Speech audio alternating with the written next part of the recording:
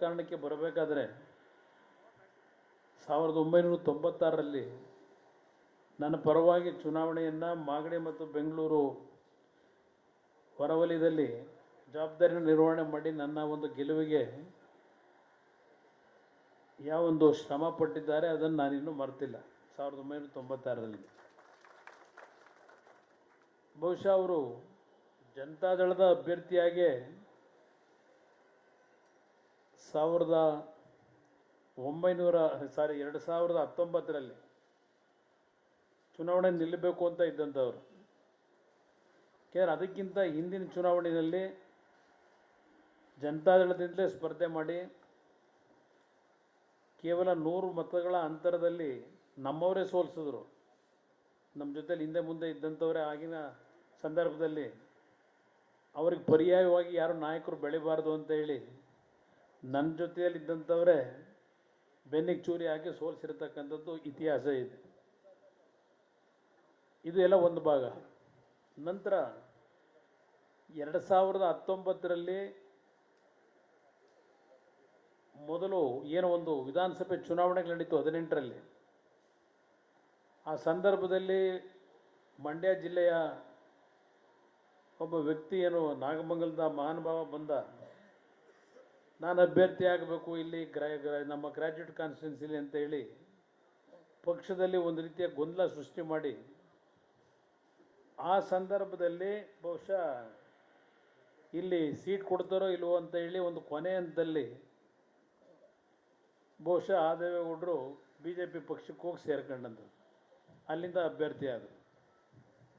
ಇದೆಲ್ಲ ಒಂದು ಇತಿಹಾಸಗಳಿದೆ. ಅದೆಲ್ಲವನ್ನು ಈಗ ನಾನು ಸುದೀರ್ಘವಾಗಿ ಮಾತನಾಡಲಿಕ್ಕೆ ಹೋಗೋದಿಲ್ಲ.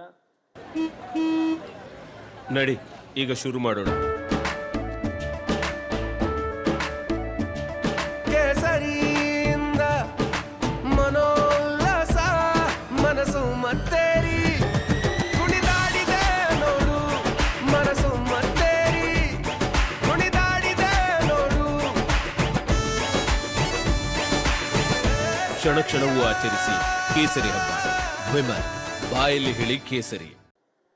ಅದರ ಒಂದು ಇವತ್ತು ನಮ್ಮ ಪಕ್ಷದ ಕಾರ್ಯಕರ್ತರುಗಳಿಗೆ ಮತ್ತು BJPಯ ಕೆಲವು ಸ್ನೇಹಿತರುಗಳು ಏನು ಬಂದಿದ್ದೀರಿ, ಈ ಚುನಾವಣೆಯನ್ನು ಒಂದು ಪ್ರತಿಷ್ಠೆಯಾಗಿ ನೀವು ತೆಗೆದುಕೊಳ್ಳಲೇಬೇಕು. ಕಾಂಗ್ರೆಸ್ನ ಅಭ್ಯರ್ಥಿ ಇರ್ಬೋದು, ಕಾಂಗ್ರೆಸ್ ಪಕ್ಷ ಇರ್ಬೋದು, ಈಗಾಗಲೇ ಹಣದ ಹೊಳೆಯನ್ನು ಹರಿಸ್ತಾ ಇದ್ದಾರೆ. ನಮ್ಮ ದೇವೇಗೌಡರು ದೊಡ್ಡ ಮಟ್ಟದ ಶ್ರೀಮಂತಿಕೆಯಿಂದ ಬಂದವರಲ್ಲ.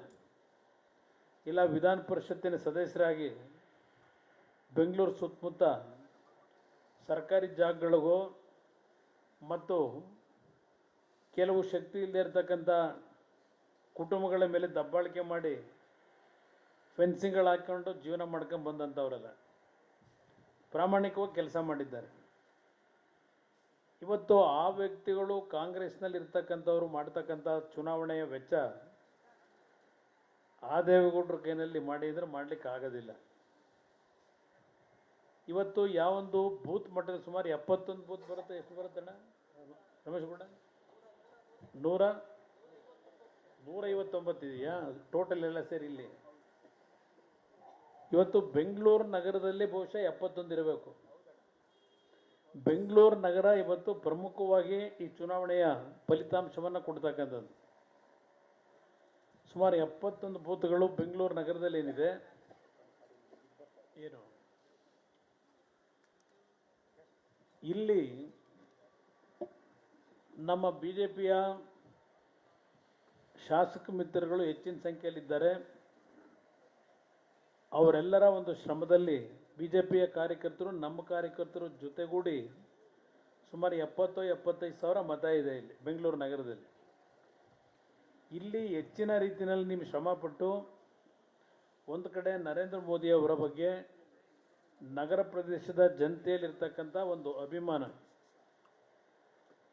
ಅದನ್ನು ಇವತ್ತು ನಾವು ಸದ್ಬಳಕೆ ಮಾಡ್ಕೊಳ್ಳೋದ್ರ ಮುಖಾಂತರ ನಮ್ಮ ಅಶೋಕ್ ಅವರು ಹೇಳ್ತಾ ಇದ್ರು, ಈಗ ನಿಮ್ಮ ಜೊತೆಯಲ್ಲಿ ಚುನಾವಣೆ 3ನೇ ತಾರೀಕು ಏನಿದೆ, ನಿಮ್ಮ ಕಾರ್ನಲ್ಲಿ ಕನಿಷ್ಠ 2-3 ಜನನಾದರೂ ಮನವೊಲಿಸಿ ಕರ್ಕೊಂಬಂದು ಬೂತ್ ಮತಗಟ್ಟೆಗೆ ಕರ್ಕೊಂಡೋಗಿ ಮತವನ್ನು ಚಲಾಯಿಸಬೇಕು ಅಂತಕ್ಕಂಥದ್ದನ್ನು ಹೇಳ್ತಾಯಿದ್ರು. ಇವತ್ತು ನಿಮ್ಮಲ್ಲಿ ಮನವಿ ಮಾಡ್ತಕ್ಕಂಥದ್ದು, ಇಲ್ಲಿರ್ತಕ್ಕಂಥವರಲ್ಲಿ ಕೆಲವರಲ್ಲಿ ನಿಮ್ಮ ಮತಗಳು ಇರ್ಬೋದು, ನಿಮಗೆ ಮತ ಇಲ್ಲದೆ ಇರ್ತಕ್ಕಂಥವ್ರು ಪಕ್ಷದ ಕಾರ್ಯಕರ್ತರಲ್ಲಿದ್ದೀರಿ. ನಿಮ್ಮ ಒಂದು ಬೂತ್ಗಳಲ್ಲಿ